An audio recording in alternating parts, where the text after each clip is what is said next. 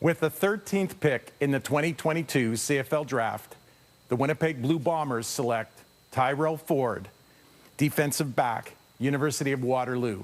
Calgary, you're on the clock. Well, let me say, you can never go wrong drafting a Ford. Tyrell Ford, like his brother, they are identical twins, right? You have an absolutely phenomenal athlete. What Trey Ford was doing for the offense at University of Waterloo, Tyrell Ford was doing not just as a defensive back, where he was an absolute shutdown guy at corner to the point where people didn't test him, but dominant as a return guy as well, making full use of that athleticism. This is a guy who some people may try to project him as a free safety, typical Canadian position. But the fact is, a lot of people see this as a guy who can be not just a corner, but a very good corner in the Canadian Football League. There are times when you watch him on film and his technique may not be perfect, in large part because it hasn't had to be.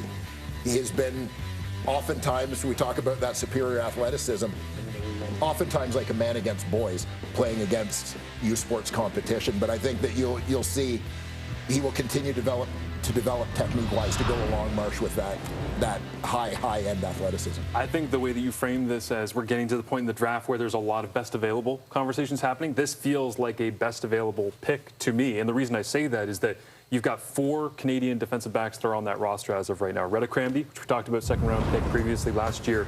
You've got the Hallett brothers in there, and then you got Malcolm Thompson, who's bounced around a little bit in the Canadian Football League.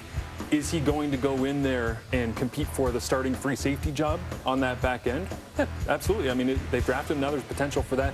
This feels like we're going to get a tremendous athlete, and we're going to figure out where we put him. And they did lose a couple of those tremendous American free agent defensive backs that they got in DeAndre Alford and Nichols as well, bouncing around. So maybe that's the move, that they're changing some of their deployment of the ratio here, which in Winnipeg has been pretty in line over the last couple of years. And Kyle said just that. Kyle Walters, GM of the Bombers, said just that. Best available player. He's the best player on their board right now.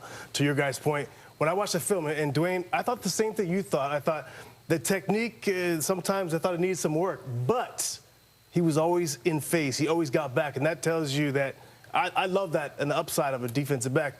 If his technique is not great right now and he's still locking down everything at the combine, it tells you he's got the footwork and the speed, and he can improve. Another thing, one of the most difficult things to do as a defensive back is to look back for the ball while running at full speed. And I saw him doing that consistently, running at full speed, catching up or getting in phase and looking back for the ball.